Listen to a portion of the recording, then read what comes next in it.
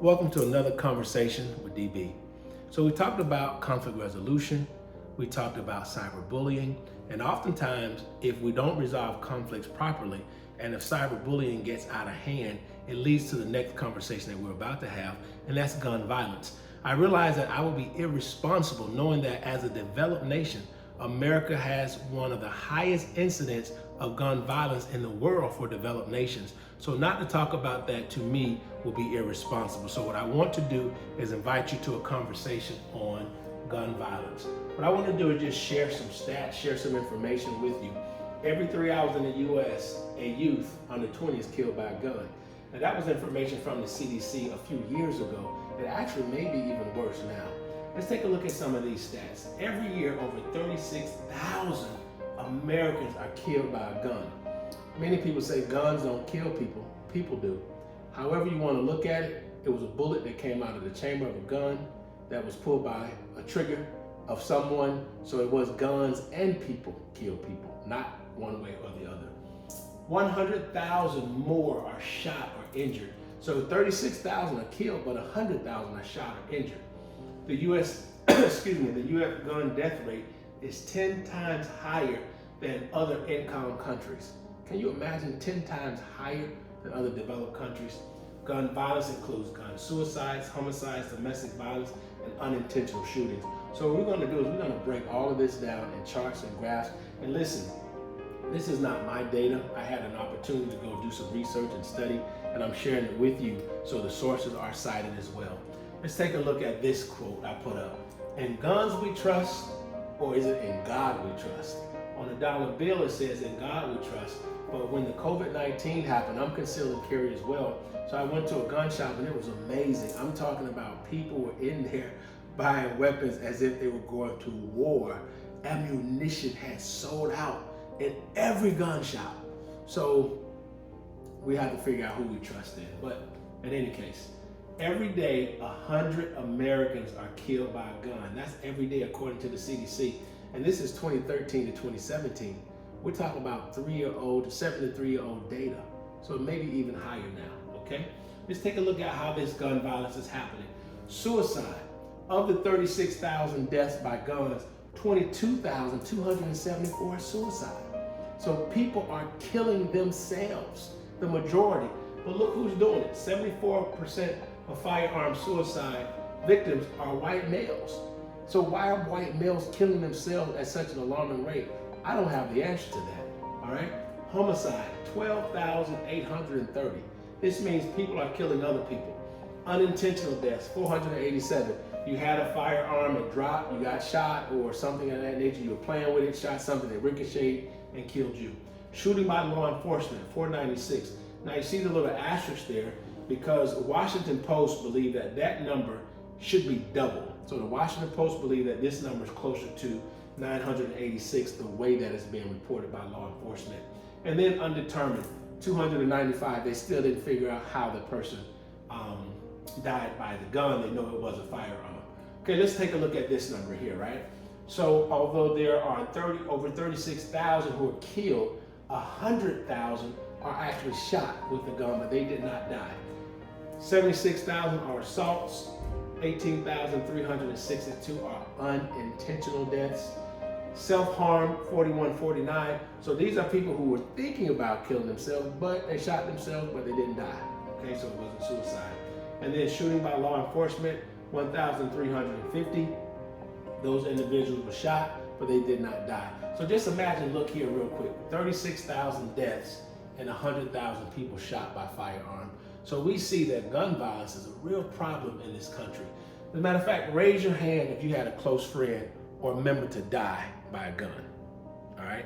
Guess what? According to the facts, if you look at what's happening here, the majority of you, your hand should have been raised because 58% of American adults or someone they care for have experienced gun violence in their lifetime. That's a vast majority, okay? We won't worry about this slide right here. Let's look at this for a second. 1 million women alive today have been shot or shot at by an intimate partner. Men, what are we doing? Why are we with women that we want to harm? Why are we with women that we want to shoot at? Women are not here to shoot at, to harm verbally or physically or destroy. They're here to be respected. They're here to be loved and cherished. And guess what? If you can't do that, that's a good opportunity to leave them alone. If they choose not to be with you, to kill them so they won't be with anyone else, it's not about the woman, it's about your insecurities. So we have to, as men, we have to do a much better job, because what we do as men dictates what happens in communities, what happens in families. And honestly, some of us are doing an amazing job, and some of us are not doing such a great job, because where I sit working with young people, I can see what the reflection is, okay? So this number was very disturbing when I saw it.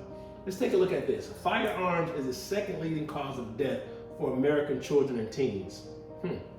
Motor vehicles is one, so that's probably accidental, and then firearms. But this is American teens.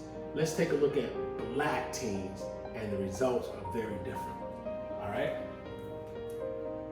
Right here, firearms are the first leading cause of death for Black teens and children. Why is there so much violence in our communities? Why is there so much violence against women? Why is there so much violence against children?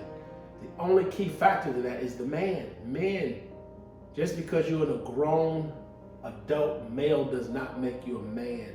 We have to get back to manhood, responsibility, discipline, integrity, caring for our families, caring for our communities, building it up and not tearing it down.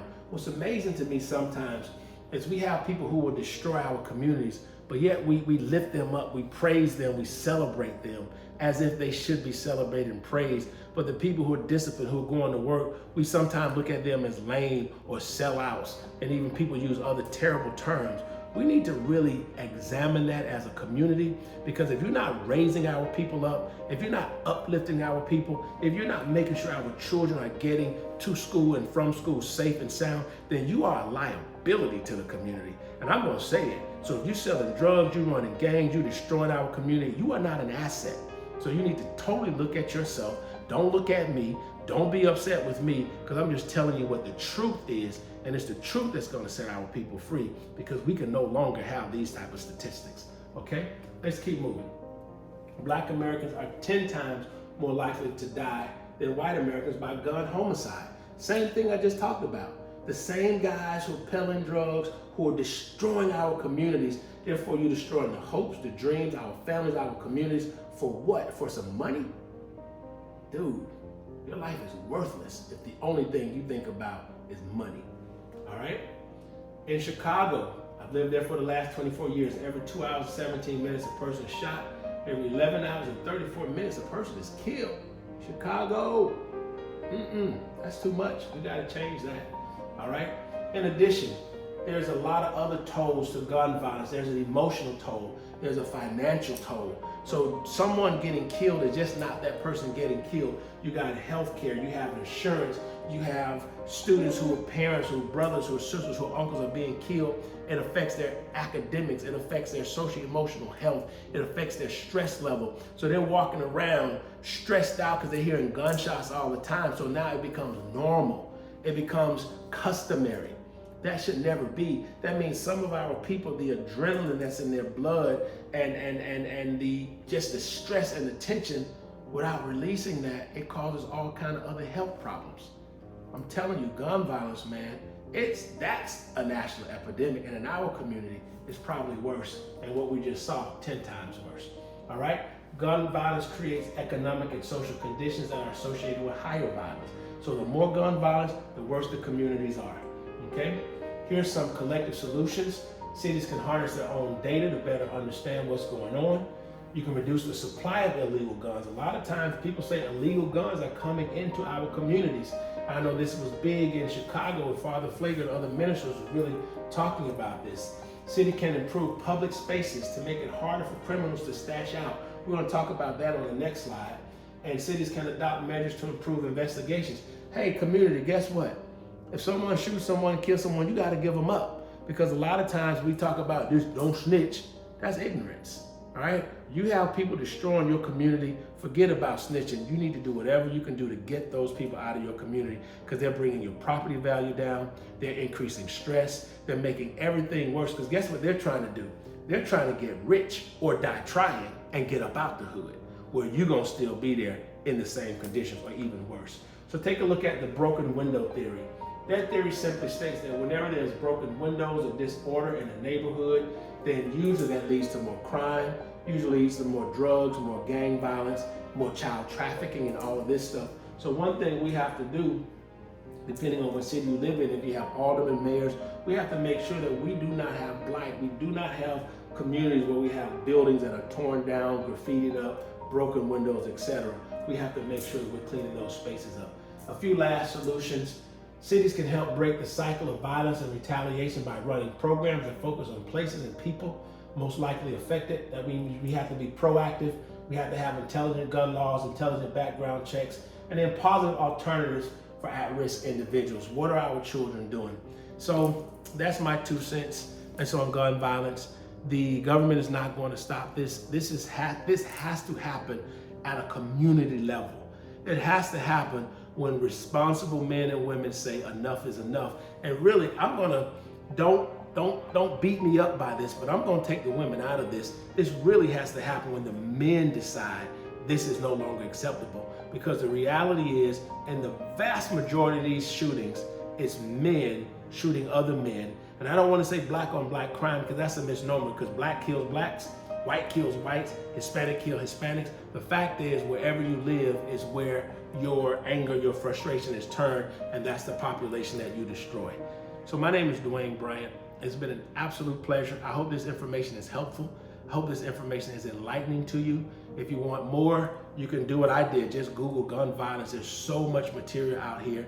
If you want to find out more about me, you can go to DwayneBryant.com, DwayneBryant. Also, I wrote the book, The Stop, Improving Police and Community Relations. You can go to aboutthestop.com. Thank you so much for your time, and I hope this was helpful.